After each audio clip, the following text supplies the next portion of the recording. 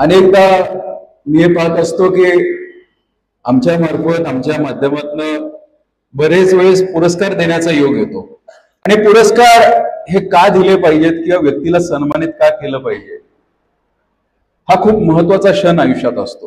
कारण आपण काय काम करत असतो आणि काम करत असताना कुठेतरी पाठीवरती थाप पडणे तितकंच गरजेचं असतं.